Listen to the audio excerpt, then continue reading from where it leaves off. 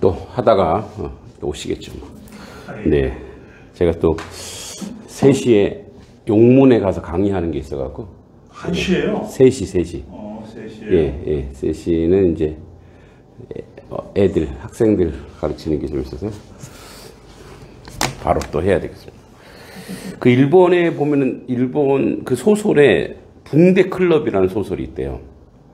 그거는 이제 이 사람들은 아픈 사람을 찾아가서 아픈 부위에 상처받은 데를 붕대를 감싸준대요. 그러니까 이제 사실은 뭐 그게 막 그렇다고 막 낚는 건 아닌데 그게 이제 효과가 있대요. 그래서 이제 어떤 친구가 축구를 하다가 자기가 이제 결승전에 골을 넣어야 되는데 골을 못 넣은 거예요. 그럼 졌어요. 그랬더니 그 친구 발하고 그 다음에 그 축구공에다가 붕대 감아줬대. 가서 뭐 축구공이 아픈 건 아니잖아요. 또 골대에다 붕대를 막 감아줬대요. 근데 이제 그걸 보고 이 친구가 이렇게 그냥 자기 속상하고 힘든데 와서 막 그렇게 해주는 걸 보고 이제 굉장히 위로를 받았다는 거예요. 아무것도 아닌데 이게 이제 우리나라의 영화로도 이렇게 있다더라고요. 그래서 유튜브 그게 이제 그 올려놓은 게 유튜브 이제 자료인데 이게 이제 붕대 클럽이라고. 그러니까 사실은 어떻게 보면은 아무것도 아닌 거잖아요. 근데 그런 행위를 함으로써 그 사람이 이제 그 치유되고 위로받고 하는 그런 모습들을 이렇게 보여주면서 이제 접촉과 스킨십이 이제 굉장히 중요하다라고 얘기하는 것 같아요. 그래서 이제 사티어라고 하는 가족 치료사는 대화와 언어 이상의 치유 방법이 바로 이제 이 스킨십이라는 거예요. 그래서 이제 가족끼리 다른 사람을 하면 좀 그 신뢰가 되겠지만 가족끼리는 굉장히 그 스킨십이 굉장히 중요하다고 얘기하더라고요. 그래서 3주간 아이와 몸으로 놀고 장난치면 아이들의 친화력이 있고 유순해진다라는 거예요. 이렇게 자꾸 이렇게 스킨십 하면 그 악화된 부부도 하루 20분씩 서로 마사지 해주고 또 5분 동안 서로 눈을 보게 했더니 관계가 매우 좋아졌다라는 거예요. 근데 사실 이제 의지가 좀 있어야죠. 그 광고인가? 제가 이제 드라마인가 광고에서 본 기억이 나요. 이제 남편이 이혼을 결심했어요, 이미. 그래갖고 아내한테 이제 이혼을 결심해서 내 아내가 그러면 딱 3개월만 이제 3개월만 기회를 달라. 그러니까 3개월 뒤에 이제 이혼을 하자. 그 대신 조건이 있다. 아침 저녁 우리 옛날 신혼 때처럼 그렇게 이제 뽀뽀해주고 돌아올 때는 안아주고 그렇게 하자 그랬어요. 그래서 이제 남자는 이제 이혼하고 싶으니까 알았다. 그렇게 했는데 3개월 뒤에는 아주 사이가 좋은 사이가 되었다라는 거죠. 그 왜 그러냐? 왜 그러냐면 여기 이거 못하네. 미국 대통령 클린턴도 이제 이 루인스키 사건이 있었잖아요. 예. 요 사건도 힐러리가 물론 뭐 그 사람이 정치적 야심이 있어서 그렇다 그렇게 얘기하는 분도 있는데 이혼보다 이제 상담을 선택했다라는 거예요. 그래서 이 신체 접촉은 뇌의 접촉이래요. 신체를 접촉하는 것은 뇌가 접촉하는 것이고 뇌의 접촉은 곧 마음의 접촉이라는 거예요. 그래서 마음과 소통하게 해주는 몸의 접촉은 우리 몸이 각인된 트라우마의 기억을 해체시키고 치유해주고 회복력을 돋우게 하는 놀라운 결과를 가져온다는 거예요. 그래서 사실 이게 서로 손을 잡고 또 안아주고 또 뽀뽀해주고 하는 그런 모든 행위들은 사실은 이제 서로가 가지고 있는 그 상처와 아픔들을 조금 치유해주는 그런 역할을 한다는 거예요. 그래서 이제 우리의 뇌는 굉장히 민감하게 반응하기 때문에 자꾸 이제 우리가 가족이나 또 자녀들에게도 계속 스킨십을 해주는 것이 굉장히 중요하다라고 이야기하는 것 같아요. 이제 그런 면이 있는 반면에, 이제 익숙한, 그 불행을 익숙해진 사람들이 있대요. 근데 그게 이제 이렇게 내 몸에 완전히 각인돼서 어린 시절에 버림받았거나 학대를 경험한 사람은 아이러니하게도 학대를 편하게 생각한대요. 자기가 받은 학대를. 그리고 이제 그게 있어야 좀 편해지는 그런 느낌을 받는데, 학대는 폭력이나 과격한 것도 있지만 대부분의 부모가 자녀에게 핀잔을 주거나 과도하게 비난하는 것이라는 거예요. 그래서 반대로 과잉 보호나 편보호 등 어른이 되어서도 익숙하여 편안하게 느낀다는 거예요. 그러니까 이제 근데 이거는 가족들을 파괴하고 주변 사람들에게도 고통을 주는 그런 원인이라는 거예요. 그래서 우리 이제 군대에서 그런 경우 있죠. 저는 거기까지는 아니었는데, 뭐 우리 선배들은 그런데 이제 맨날 저녁마다 이제 행사를 해야 되는 거예요. 그러니까 이렇게 기합을 안 받거나 매를 안 맞으면 잠을 못 자는 거예요. 왜 언제 또 들이닥칠지 모르니까. 응? 그러니까 이제 부모가 이렇게 매일 매일 어떤 그 학대를 가하면, 근데 그게 있어야 그 다음에 있어야 내가 그 다음에 이제 편해지는 그런 거니까, 이제 그런 면에서 굉장히 그 불행이 또는 폭력이 자기한테 익숙해진다는 거예요. 그래서 예를 들어서 이제 버림받음에 대한 불안함이 지속되는 것은 어린 시절 트라우마를 통해 자기 파괴적 행위라는 거예요. 그래서 이런 사람은 버림받기 전에 미리 사랑하는 사람이나 주변 사람들에게 등을 돌린대. 자기가 먼저 헤어지자 그러고, 먼저 막 삐치고 이렇게 한다는 거예요. 그러니까 자신이 상처받기 싫은 이기적인 행동인데, 왜냐면 그 정도로 많이 이제 자기가 버림받은 것에 대해서, 그리고 자신만이 아니라 주변 사람들도 이제 그런 면에서 굉장히 파괴한다는 거죠. 그게 이제 어떻게 보면 이제 제가 아는 분도 그게 이제 정신적인 황폐함일 수도 있고 그런 이제 어려움일 수도 있는데, 항상 그 남편이 자기를 버릴 것이다라는 상상을 할 때가 있어요. 그래서 때로는 그게 이제 의부증이 되기도 하고, 그래서 아니 남편은 이제 멀쩡하고 가만히 있어요. 가만히 있는데 이제 이 아내가 막 그런 불안함이 막 쌓여 있는 거예요. 근데 이제 가까운 데서 그렇게 하니까 저는 이제 그게 이해가 안 되더라고요. 아니, 그래서 그 남편하고도 이게 상담을 해봤거든요. 전혀 아니에요. 근데 이분이 왜 그럴까 이렇게 봤는데, 남편이 장난을 잘 쳐요. 조금 장난을 좀 심하게 치는 거야. 어디 이제 회식 자리 가잖아요. 근데 그거는 아내를 불러내기 위해서 그렇게 약 올리는 건데, 회식 자리 가갖고 옆에 같이 회식하는 직원들한테 전화를 바꿔줘요. 그래서 나 애인 생겼어. 전화 바꿔줄게. 이렇게 한 거예요. 그러니까 부인은 이제 되게 순박하신 분이죠. 그래서 이제 그거를 당신이 왜 그러냐는데, 이제 이분은 그게 장난이었다라는 거예요. 자기 장난이었는데, 근데 이 부인은 그 장난이 너무 힘들고 고통스럽다라는 거죠. 예. 그러니까 항상 남편이 나를 언제 버리지 않나, 또 남편이 이렇게 속된 말로 바람 피지 않나, 나가서 무슨 행동을 하지 않나. 그러니까 이런 것들이 어디서부터 시작되냐면, 본인이 이제 어릴 때 이렇게 버림받은 트라우마가 있으면 그게 이제 계속 이렇게 나타난다는 거예요. 근데 그 행위가 이제 그렇게 하기 위해서 먼저 자기가 막 버리는 거예요. 먼저 자기가 등 돌리고, 먼저 자기가 이별하자 그러고, 네, 그죠? 보석이 어머니 그런 친구분 계신가요? 먼저 아무 이유도 없는데 막 이별하자 그러고 막 헤어지자 그러고 이런 사람 못 보셨어요? 기준이 뭔지를 모르겠어요. 네? 아니 이제 자녀 교육 문제도 저도 엄한 부모 밑에서 좀 자란 것 같은데 지금 세상이 많이 왜 손녀가 대체하는 방법인데 얼마 전에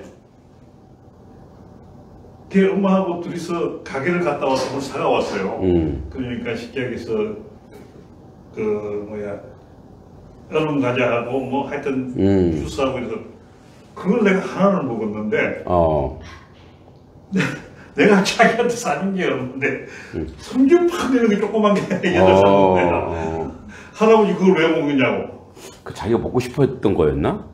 아니 그게 한두 개, 한 개만 있었던 것도 아니고 한 두세 개 있었던 것 같은 기분도 드는데 아니 이제 우리 그 딸하고 아들도 보면 42살이고 얘가 지금 34살, 7살 차이인데 둘이 나에 대한 방법이 틀려요. 남자의 밑에는 굉장히 그 뭐야 눈치를 보는 것 같은 기분을 느껴요. 며느리하고 와도 눈치를 보는 거. 딸은 아무렇지도 않아요. 그냥 더 편하게 이야기하고 나는 아들하고 딸보다는 아들하고 더 편하고 싶은데 근데 이게 도대체 기준이 도대체 어디서부터 좀 이걸 지금 말씀하시길래 야 이게 참 그럼 이제 그 아들 얼마나 공부를 많이 해. 그렇죠. 많이 그 진짜 많이 해야 돼. 그래서 이제 아들하고 저도 이제 저희 큰 아들하고 막내인데 큰 아들하고 막내랑 완전 차이가 틀려요. 우리 이제 막내는 제 손이 가요. 스킨십 가요. 막 어제도 이제 시험 공부하고 어제 안 온다 그랬는데 좀 왔더라고요. 와갖고 이렇게 이제 시험 기간이라서 이제 내가 내 침대에서 딱 일어나서 뭐 이제 컴퓨터 갔더니 고기 켜놓아서 이러길래 그냥 저 자연스럽게 그냥 가갖고 막 마사지 해주고 막 그래요. 그러면 뭐 시원하다. 근데 큰 아들한테 그게 안 되더라고. 큰 아들한테는 손이 안 가고 대신에 이제 잔정은 있어요. 큰 아들이 뭐 이제 식혜가 있는데 그 식혜가 이렇게 우리 딸내미가 또 그 식혜 원액이 있어. 원액. 그 원액을 그냥 이렇게 식탁에 놓고 근데 이거 냉장 보관 아니냐고. 그래서 김은서 이러면서 막 그래서 그거 내가 걸었어. 그랬더니 그거를 또 막 해갖고 지가 해갖고 이렇게 이제 나온다고 PT병에다가 해갖고 이렇게 흔들어서 아빠 입 맞나 보라고 먹으니까 조금 더 타라 타갖고 이렇게 주는 이 정원이 있어요. 저도 이제 용돈으로 잔정이 있는데 스킨십이 안 가요 이게 아들한테 이렇게. 그 옛날에는 막 초등학교 뭐 3학년 4학년까지 뽀뽀도 하고 막 그랬는데 이게 이제 안 가더라고요. 우리 큰 아들하고 보석이하고 네. 어떤 차이가 있어요? 엄마는 좀 다를 수도 있을 것 같긴 한데 아빠하고 큰 아들하고 스킨십 잘해요? 아니요, 스킨십은 아니고 같이 운동하고 그런 거는 하는데 막 보석이처럼 이렇게 네네네. 그런 건 아니에요. 그죠, 틀리죠. 보석이는 그냥 자연스럽게 가죠. 스킨십이 자연스럽게 가죠. 야, 이제 그 차이가 좀 있는 것 같아요. 네, 그래서 그 이제 어렸을 적에 익숙한 불행이 그것이 이제 자기한테는 편한 거예요. 그래서 이제 근데 그게 주변 사람을 계속 파괴하는 행위인데도 자기가 버림받은 이제 소외된 경험이 많으면 자기가 먼저 소외를 시켜버리는 그런 숨어버리는 그런 파괴가 있죠. 그리고 이제 이게 고통이 재현을 시킨대. 자꾸 고통을 재현한대요. 자기도 모르게. 과거 부모로부터 가정폭력을 경험한 자녀들은 자신은 절대 그렇게 살지 않을 것이라 하면서 언젠가 자신도 그런 모습을 보인다라는 거예요. 난 절대 저렇게 하지 않아. 저렇게 안 살 거야. 뭐 아버지가 이제 술을 많이 드신 사람들은 난 절대 술 안 먹어. 그런데 자기가 또 그 행동을 따라가고 있더라는 거예요. 그건 뭐냐면 폭력을 당한 피해자인 자신이 이제 가해자가 된 거예요. 피해자가 가해자가 됐는데 피해자 자신이 가해자인 자기 부모에 대한 복수를 자녀들에게 하고 있다는 거예요. 그 복수를 자녀들에게 한다는 거예요. 그런데 그 부모 또한 그의 부모들, 조부모에게 폭력이 재현되고 대물림된 거라는 거예요. 그래서 예를 들어서 이제 이게 이 사람이 이제 상담한 실례인데 남편이 무능하다고 여자분이 상담을 했어요. 얼굴을 때렸대요, 이렇게 주먹으로. 그리고 너무너무 화가 안 풀려서 칼로 등을 찔렀대요. 근데 이제 남편이 고소를 안 했나 봐요. 근데 자기가 너무 심각하니까 상담하러 왔는데, 근데 이제 이 여자도 어린 시절에 아버지에게 그런 폭력을 당한 거예요. 그리고 아버지가 맨날 했던 말이 있었던 거예요. 아버지도 할아버지도 옛날에 가부장제 사회에서 옆편네는 맞아야 돼, 뭐 때려야 돼, 이런 식으로 계속 했다라는 거예요. 그러니까 이제 그게 자기도 모르게 폭력이 정당화되는 거예요. 그러니까 이제 자기 몸에 모르겠어요. 남편이 조금 약한 분이신지 그런지 몰라도 폭력이 자기 안에서 자꾸 정당화되는 거예요. 그래, 맞아야 돼. 맞아야, 그거 맞아야, 정신 차리고 이렇게 생각한다는 거예요. 그래서 폭력 안에는 피해자로 다시 연약한 자신의 자녀에게 폭행하면서 자신이 당한 분노를 복수하고 그렇게 해소한다는 거예요, 사실은. 그래서 이 고통의 재현은, 우리가 그런 얘기 하잖아요. 자녀들은 들어서 배우는 게 아니래요. 보고 배운다고. 그 본 거 그대로 이렇게 대물림 되는. 근데 사실 긍정적인 면도 있고 부정적인 면도 있는 것 같아요. 저도 이제 아버지가 늘 책을 보시니까 책 보는 걸 좋아하셔서 저도 자연스럽게 그런 책을 좋아하게 되고 그렇게 됐는데, 또 아버지가 가지고 있는 좀 부정적인 그런 것들이죠. 뭐 다혈질적인이라거나 뭐 이런 부분들은 또 그대로 자기도 모르게 이렇게 재현됐는데, 그거를 치료하는 방법은 이제 5번에 나온 게 그거예요. 고통의 재현을 치료하면 스톱이라고 말하네. 스톱이라고. 이제 그만이라고 말해야 된대. 그게 장난치는 것 같지만 실제 자기와 대화해야 된대요. 이제 그만하라고. 왜냐면 과거 어린 자신과 대화를 하는 거라는 거예요. 그 이제 아론백이라고 하는 인지치료제 연구자가 얘기한 말인데, 자신이 고통이 재현되면 될수록 자신과 주변을 파괴하는 것을 확인하고 인정하라는 거예요. 아, 내가 이런 행동을 해서 지금 이런 결과가 있구나. 이런 어려움이 있구나. 그리고 그것이 정직하게 자신이 과거 피해자로서 자기 자신이, 아, 내가 피해자였어. 내가 그때 고통받았어. 그래서 자기에게, 우리 앞에 했던 붕대 치료 있죠. 네, 붕대 치료를 해주라는 거예요.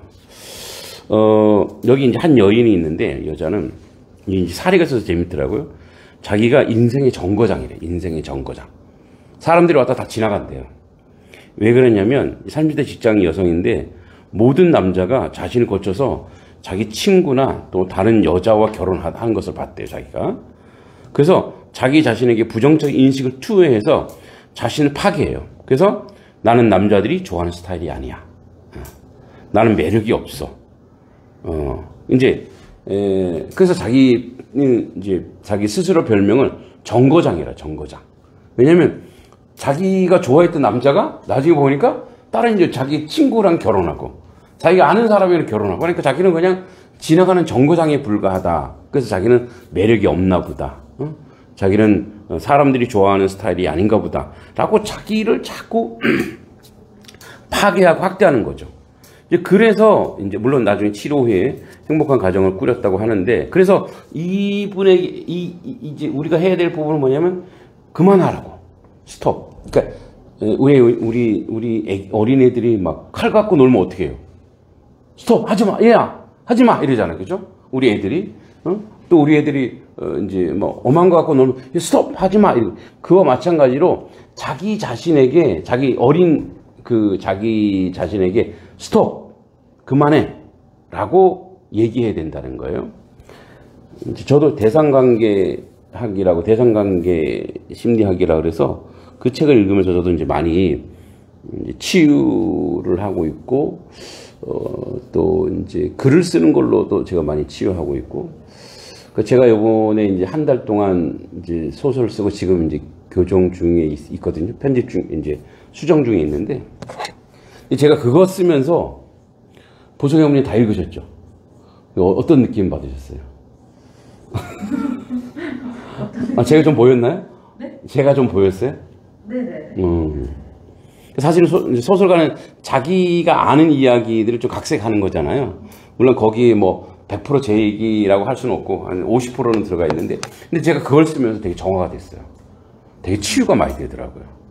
뭐 울고 짜고 하진 않았는데, 되게 힘들었거든요. 하루에 막 4시간씩 써야 되는 거예요. 이게 한 챕터 쓸 때 4시간 쓰고 인물이 많이 나오니까 막 인물 구성하고 하는 건 그것만 머리 아픈데 앞에 1시간 동안 그것만 해요. 그리고 그 다음에 스토리를 어떻게 꾸밀까 막 하면서 과거의 나를 만나는 거예요. 아, 그때 그래서 이제 음악이나 미술이나 뭐 이 창작이나 이런 것들이 사실은 자기와 만나는 거거든요. 이게 이제 글을 쓰는 것도, 그래서 뭐 과거의 이야기를 쓰는 것도 이게 치료의 한 반편이에요. 그래서 우리가 독서 치료도 있지만 책을 읽으면서도 치료하지만, 이게 뭐냐면 이제 글쓰기를 통해서 이제 치료하는 것도 되게 굉장히 많이 있거든요. 그래서 저는 이제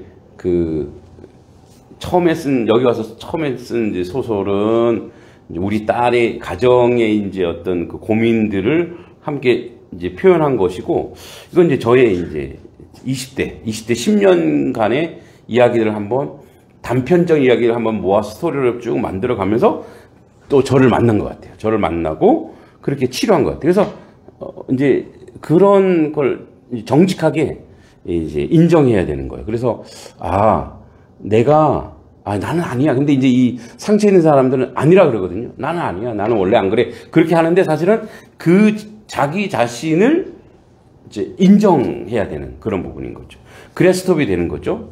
그래서 우리가 이제 혹시라도 나도 모르게 내가 내 주변에 또 파괴하거나 또 이렇게 고통을 주고 있거나 그런 부분이 있으면 그걸 좀 스톱시켜서 가야 될 것 같아요. 어저께인가? 보석이가 되게 따뜻하더라고요. 어저께인가? 어저께죠? 우리가? 네. 어저께 제가, 보석이라는 애가 초등학생이거든요. 이제 우리 아들인데, 5학년인가요? 4학년. 보석이 저한테 와서 그러는 거예요. 내가 이제 마스크를, 콧물이 좀 나서 마스크를 딱 하고 있으니까, 목사님, 감기 걸리셨어요? 이러더라고요, 내가. 아니, 콧물이 좀 나. 근데, 그 다음에 걔가 하여튼, 애들이 막 시끄러운데, 어떤 말을 했는데, 어머, 얘 봐라. 약을 드셨어요? 이랬나? 이제 초등학생이 그렇게 표현하기 참 드물잖아요. 애가 되게 따뜻하게 얘기하더라고요. 엄마한테 잘 그러나, 이렇게? 어디 아프면? 아주 뭐랄까, 마음 씀씀이가 좀 있죠? 예. 네. 그러니까, 그런 마음 씀씀이가 있더라고요. 그러니까, 그런 부분들이, 그죠? 그런 부분들이 상당히 이제 우리를 또 치료해주고, 그래서 자기를 자꾸 만나는 거죠. 자꾸 만나서 스톱시키는 거예요. 이런 것이 있대요, 또. 정신적 마약이 있대요. 뭐냐면, 시드니 스튜어트라고 하는 이분이 미국 사람이고, 태평양 전쟁 때 일본 포로였대요. 필리핀 정글에 갇혔는데, 이분이 아마 이제 심리학자였나봐요. 갇혔는데, 거기서 이 사람도 이제 연구를 한 거예요. 지켜본 거예요. 근데 그 끝까지 살아남은 사람들은 근육질 운동선수가 아니었대요. 아주 체격 좋고, 근육질이 아니고, 허약하고 연약한 시인, 소설가, 예술가 부류였대요. 왜 그런가? 왜 그 사람들은 끝까지 살아남을 수 있었던가? 봤더니, 운동선수들은 운동하기 위한 조건으로 자기 마음이 좀 편해야 된대요. 근데 예술가들은 항상 창작하며 환상 속에 살아야 돼. 뭔가 자꾸 생각해야 되고, 그래서 그들은 정글도 스스로 환상 속에서 이 정글을, 이 생각 속에서 정글을 그 낙원으로 만들어 버린다. 정글조차도. 그러니까 뭐냐면 우리 요즘에 유행하는 말 중에 정신승리죠. 정신승리. 그러니까 정신승리예요. 정신승리. 그래서 그 사람들은 끝까지 살아남았다라는 거예요. 이 환상은 우리 인간이 고통스러운 상태에서도 잠시 벗어나서 마음에 좋은 감정을 유발시키는 도구라는 거예요. 그러니까 현실의 고통을 주는 위기와 불안, 긴장, 무기력, 지루함으로부터 한숨을 돌리게 해주는 것이 우리 환상이래요. 환상. 이런 점에서 환상은 인간 스스로 만들어내는 마약이네요. 그러니까 뭐죠? 중독이나 뭐 이렇게 약물이 없는 마약. 마약이라는 거예요. 그래서 환상 유착이라고 있습니다. 자, 판타시 본드란에서 로버트 파이어스톤이라는 사람이 이 글을 썼는데, 사랑의 환상이라는 방어 기제가 있다고 해요. 사랑의 환상. 부모에게 사랑받지 못한 자녀는 사막의 신기루와 같은 사랑의 환상을 만들어 스스로 위안받고 부모를 헌신적인 사랑으로 나를 보살폈다는 환상을 가진다는 거예요. 그러니까 그때 내 부모님은 그때 아주 어쩔 수 없었지만 나를 정말 사랑했어 라고 막 이제 스스로 자기 환상을 가진대요. 그리고 부모를 미화한대요. 그래서 구체적으로 어떻게 너를 사랑했냐 물어보면 잘은 모르지만 그때 원래 다 그랬어. 다 힘들었어. 이렇게 얘기하고, 자신이 학대받은 것은 부모님의 사랑의 결과고, 자기 매맞은 거는 사랑의 결과고, 자신이 문제라고 답한다는 거예요. 심지어 가정폭력조차도 정당화한다는 거예요. 말려주지 못한 어머니는 어쩔 수 없다고 두둔하고 위로하고, 왜냐하면 자신 때문에 부모가 비난받는 것보다 부모가 미화되고 자신이 문제라는 것이 덜 고통스럽기 때문에 그렇게 환상, 그러니까 이제 환상도 적절하게 해야 되는데 그런 곳에서 그 부모를 아주 이렇게 미화시킨다는 거예요. 그러니까 환상 유착은 부모만이 아니라 가정에서도 문제가 돼요. 예를 들어 이런 거예요. 자신은 아내를 사랑하고 아내도 나를 너무 사랑한다고 한다는 거예요. 표현하지 않아도 다 안다고 해요. 아이들과 나도 원만하게 잘 지내고 내가 아이들을 사랑한다고 착각할 수도 있대요. 환상 유착이 심해지면 일종의 정신분열의 시초가 될 수 있다는 거예요. 그러니까 현실을 직시하면서 환상이 필요할 때는 적절하게 사용해야 하는데 그 환상 속에 숨어 있으면서 자신은 행복하지만 가족이나 주변은 다 죽어갈 수 있다라는 거예요. 그죠? 우리 어르신은 이제 그 사모님과는 이렇게 매일 있지는 않잖아요. 일주일에 한 번 만나신다 그랬나요? 아니요. 한 달에 한 2, 3일 정도요. 전화는 자주 하시고요? 네, 전화는 자주 하고. 네. 이렇게 표현 잘 하세요? 애정 표현 잘 하세요? 좀 그런 게 굉장히 약해가지고. 그죠. 경상도 사람이 돼서 그런지. 네. 너무 무뚝뚝하다는 말을. 네. 많이 듣죠. 경상도 사람 아니어도 무뚝뚝한 남자들은. 그게 의미가 없는데. 그때 시절 때는 그런 식으로 표현을 많이 했어요. 말을 별로 안 한다고 이야기하고. 모르겠어요. 하여튼. 사모님 어때요? 사모님은 표현 서울 사람인데 많이 밝은 편이죠. 표현 잘하시고. 네. 네. 저도 맨날 끌려다니는 거예요. 저도 저희 아내가 표현을 되게 잘해요. 근데 저는 막 그게 오늘 여기 막 나오는데 이제 뭐 이렇게 무슨 뭐 이렇게 혈관에 좋은 그걸 자기가 물인데 그 뭐까지 섞어놓은 거였다고. 아, 전 그게 귀찮은 거예요. 그 컵을 들고 차에 가갖고 막, 귀찮아서, 됐어. 여보, 됐어. 막 도망 나가고 막. 그게 이제 집에서도 감사 표현 잘하고 막, 자기 전에도 막 서로 막 이렇게 축복하며 잘하고 막 그러고. 이제 아내 혼자 막 그래. 전기에는 많이 그랬는데 내가 표현을 안 해버리니까. 그쵸. 예. 그것도 40한 몇 년 살다 보니까 둘 다 그냥 맞아요. 똑같이 돼버린 것 같은 나쁜 방향으로 똑같이 된 것 같아요. 왜 이제 반응이 없으니까. 네. 그래도 이제 저희 아내는 계속 하더라고요. 뭐 안 하나 계속 하는데 또 나도 이제 그래서 하다 보니까 저도 조금씩 하게 되더라고요. 저도 이제 미리 내가 먼저 해버려요. 왜 귀찮으니까 빨리 빨리 행사를 빨리 해야 돼. 예, 보석이 아버지는 어디 사람이세요? 고향이? 강원도? 강원도도 무뚝뚝하죠? 좀 그런 편인 것 같아요. 근데 표현은 잘하세요? 아니 그냥 이렇게 섞어서. 장난을 잘 치시구나. 꼭 이 시간에서.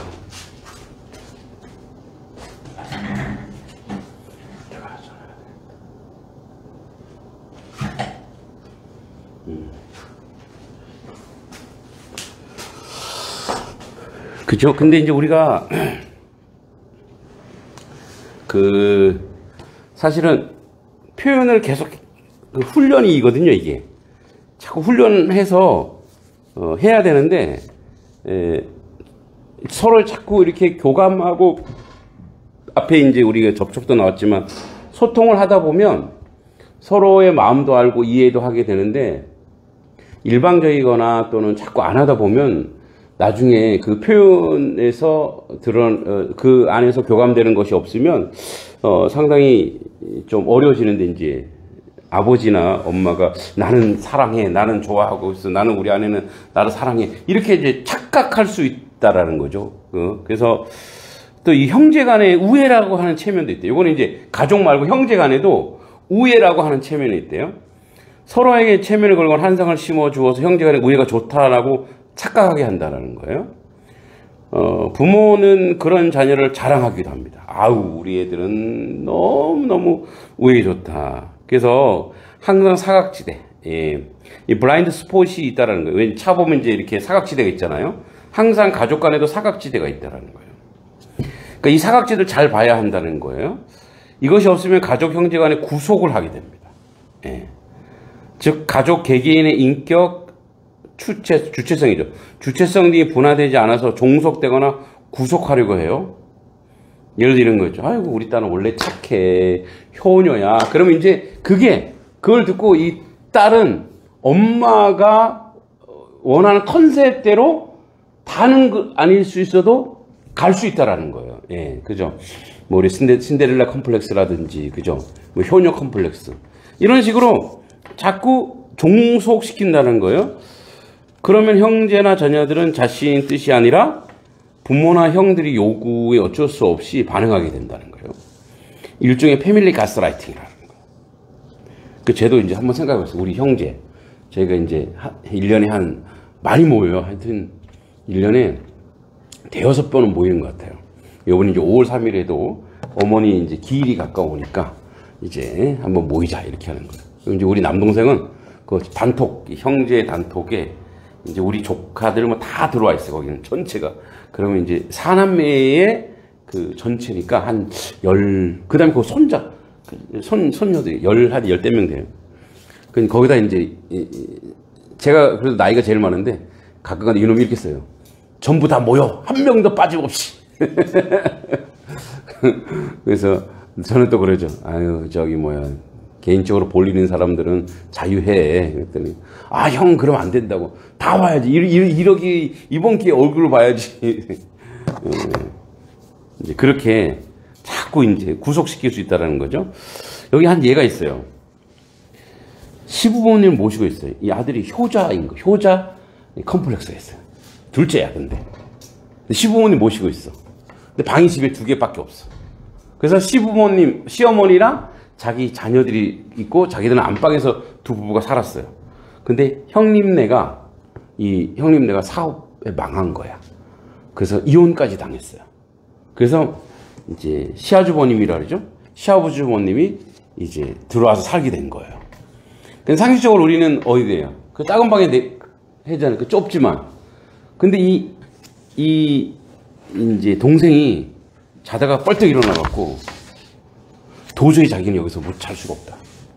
형은 우리 집안의 기둥인데, 어떻게 형을 저거 작은 방에 실합니다. 둘 수가 있냐. 그래서 형을 안방에 재우자. 그래서 안방에서 두 형제랑 부인이랑 같이 잤대요. 그 이제 50년 전 이야기 같습니다. 네? 50년 전. 그래요. 50년 전의 이야기. 요새는 편성이 안 될 것 같은데요. 그러니까 근데 이제 요게 그 여자분이 상담하러 온 거예요. 그러니까 이제 그 뭐냐. 그래서 자다가 일어나서 형님이 집안에 기둥인데 어찌 작은 방에 재우냐. 형과 남편이 함께 한 방에서 잤다라는 거예요. 그러니까 사실은 이게 이제 동생이 이미 그 효자, 그 다음에 이제 우애 좋은 이런 게 너무 이제 강요된 거죠. 사실 건강한 가정은 개개인이 독립체로 주체성으로 인정받고 분화되고 그렇게 해서 독립돼서 가야 되는데 자꾸 이제 우리는 그 안으로 끌어들이려고 한다는 거죠. 그래서 이 가족의 체면에서 벗어나기 위해서는 열린 마음의 자세가 필요하다는 거예요. 그 폐쇄적인 가정은 언제나 경직되어 있고 그 무엇을 하면 안 되고 무엇을 해야 한다는 엄격한 규칙을 갖고 있어요. 또한 겉보기에는 화목해 보이지만 내부적으로는 알 수 없는 불편함과 긴장, 불안감이 상존합니다. 가족 안에 넘을 수 없는 분명한 금기들이 존재하는데 가정이 이것을 어기거나 쉽게 말로 꺼낼 수 없기에 생기는 불안한 평화죠. 그 저희 외갓집이요.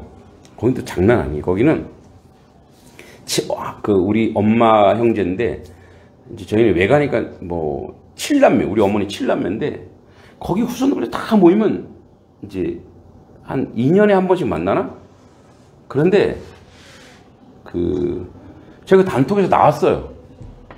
너무 불편해갖고 제가 그냥 가족 형제 단톡인데 저는 이제 나왔는데 거기는 한 번 모이면 한 50명이 되더라고요. 그리고 이렇게 한 번 잡으면 펜션 한 동 갖고는 안 되고 왜 펜션이 많은 데 있잖아요. 하여튼 그 통째로 다 빌리는 거예요. 거기서. 그 이제 물론 만나면 서로 흥성스럽고 즐겁고 한데 예를 들어서 누가 못 왔어. 그러면 이제 그놈 왜 못 왔어? 이유가 뭐야? 이런 데 와야지. 옛날부터 말이야 싸가지가 없었어. 그래서 내가 아니 다 개인 사정이 있는 거지. 그걸 갖다 그렇게 우리가 함부로 판단해서는 안 된다고. 서로 지금 뭐 사이가 안 좋아서 그렇다고. 그러니까 이렇게 말하니까 사이가 안 좋지. 내가 막 그러는데 너는 너무 이기적이야. 나한테 그러더라고. 그게 무슨 이기적이야. 그러니까 그런 것들을 서로 사실 어떻게 인정해 줘야 되거든요.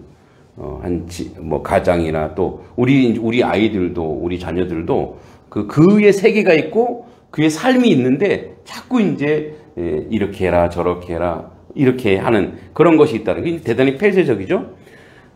우리나라는 좀 폐쇄적인 가정이 많아요. 근데 그거를 뭐냐면 뭐랄까 혈연에 가지고 있는 정이라고 생각하는데 이제 물론 뭐 너무 이렇게 아주 끈을 그런 건 아니지만 그래도 가정을 좀 독립시켜주는 그런 분화시켜주는 게 대단히 필요하죠.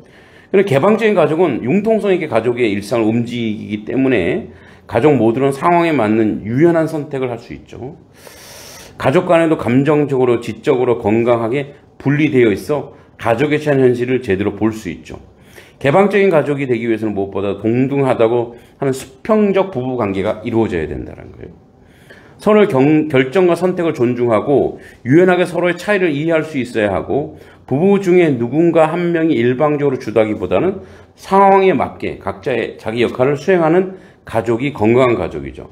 이런 환경 속에서 자녀들은 안정감과 편안함을 누리고 마음속에서 우러난 따뜻한 안정감을 지는 사람이 그 환상의 방어 기제가 이제 좀 필요하죠. 만약에 그런 이제 위기가 오면 그렇게 서로 이제 독립체로 보면서 서로 인격적으로 보면서 인정하는 그런 것들이 상당히 필요합니다. 그래서 이제 이렇게 우리가 우애가 좋아, 우리 아내는 효도야, 우리 애는 이렇게 우리도 이제 간혹 가다가 우리 자녀들에게 그런 것들을 이렇게 딱 뭐랄까 이렇게 가스라이팅처럼 딱딱 선언할 때가 있거든요. 근데 그게 이제 그 아이에게 되게 내가 이렇게 살아야 되는구나, 나는 이렇게 해야 되는구나. 그러니까 자기 주체적이고 자기 독립적으로 뭔가를 하고 싶은데 나는 이렇게 가야 되는구나. 이제 가령 예를 들어서 이제 우리 오늘 뭐 학부모님들이 많이 안 오셨는데 그런 거 있어요. 너는 의사가 돼야 돼. 우리 여동생이 가끔가다 그런 얘기예요. 아, 우리 집안에도 의사 한 명 있어야 되지 않아? 어? 야, 그래, 누구, 야, 조카들 중에, 이제, 야, 너네가 제일 기회가 있어, 내가. 너 그런 말 하지 마. 의사 찾아가면 되지. 뭐 자꾸 의사가 있어야 돼. 아, 그래도 뭐, 치과 의사에 있으면 좀 싸게 하고, 뭐 하게 하고 하면서, 막, 이제, 우리 집안에 뭐 하나 있어야 되지 않아? 이제 그런 것들이, 그 자녀들이나 조카들은 상당히 부담이 되는 말이죠. 그러니까 이제 모였을 때 그 어떤 것들을 이렇게 딱 찍어 누르거나 어떤 선언을 딱 했을 때 이제 제가 어렸을 때 보면 아버지가 저한테 한 말이 있어요. 아버지가 너는 3개국어를 해야 된다. 그래서 제가 지금 3개국어 이상하잖아요. 고대국어, 중세국어, 현대국어. 옛날에는 왜 이렇게 3개국어인지 언어에 대한 모르겠어요. 아버지도 컴플렉스가 있어서 그런지 영어는 기본이고 일본어도 할 줄 알아야 되고 중국어도 할 줄 알아야 되고 뭐 이제 아버지 사업하다 보니까 이렇게 무역 이런 거 하다 보니까 그게 좀 필요했는지 통역을 쓰려면 돈도 비싸잖아요. 옛날에는. 그러니까 자꾸 이제 그래서 저한테 맨날 이제 그런 스트레스를 주더라고요. 근데 제가 그게 가스라이팅 돼서 우리 아들한테 그랬던 것 같아요. 너도 이제 우리 큰 아들 물론 유학 갔다 왔지만 개인이 이제 명분이 있는 거죠. 자기 개인이 확장성을 가지려면 언어다. 개인이 확장성을 가지려면 내면의 성숙을 위해서는 독서다. 그래서 책을 엄청 읽었거든요. 그 친구는 정말 제 아들 한 거의 5,000권 읽었을 거예요. 어린 시절에 아버지 때문에 하여튼 그래서 그 나중에 그러더라고. 책만 보면 토할 것 같더라고 자기는. 그 정도로 이제 책에 대한. 그리고 이제 외국에 나와서 영어 공부해라. 그래서 제가 지난번에 얘기했지만 선택해. 갈 거야 말 거야. 이러면 뭐예요 얘가. 가야 되죠. 야, 안 가면 내가 아버지한테 버림받겠구나. 그 자기는 그래서 갔다라는 거예요. 그러니까 이제 이런 것들이 대물림하면서 자꾸 우리가 형성시켜주고 또 이제 우리가 자녀들에게도 그걸 환상을 자꾸 심어주고 그러면서 부담 주는 그런 것들이 상당히 우리 가운데 좀 끈끈하다는 가족이라는 이름 하에서도 사실은 많이 이런 것들이 나타나고 있다라는 것이 사실은 이제 우리 가족 관계에서 이제 가족의 두 얼굴로 이렇게 정리되는 그 부분인 것 같습니다. 오늘 제가 한 거의 59쪽까지 이렇게 정리한 내용입니다. 네, 오늘 여기까지고요. 혹시 또 질문이 있을까요? 요새 네. 한 5년 최근 5년 사이에 몇 형제들이 모이면 제사를 지낼 때나 두 분 다 돌아가셨으니까 어느 날 갑자기 큰형이 이 태극기 부대 비슷하게 꼴통 보수가 된 거예요. 네. 근데 별로 정치 이야기를 안 하겠는데 조카들도 다 모이고 한 10명 이렇게 모여 있으면 막판에는 그쪽 방향으로 가는 거예요, 진짜. 근데 듣기가 싫은 거죠. 그 누님도 오셔갖고 이렇게 보면 그 말을 대구에 있는데 누님은 그쪽도 뭐 보수 쪽이지 않습니까? 근데 될 수 있으면 그런 이야기를 별로 안 하잖아요. 그 조카들은 뭐 20살, 30살 얘들 그걸 듣고 있으려니 그렇죠. 나도 죽겠는데 근데 이게 하루 이틀이 아니고 박근혜 그 대통령 때부터 했으니까 한 7, 8년이 넘었죠. 20년 이거 완전히 74살인데 진짜 정말 만나고 싶지가 않은 그런 어떤 상황으로 그려져요. 그게 이제 폭력스러워요 정말. 그게 이제 폭력이 될 수 있어요. 그냥 계속 뭔가를 강요하는 게. 저도 대화가 거칠어져 버리고요.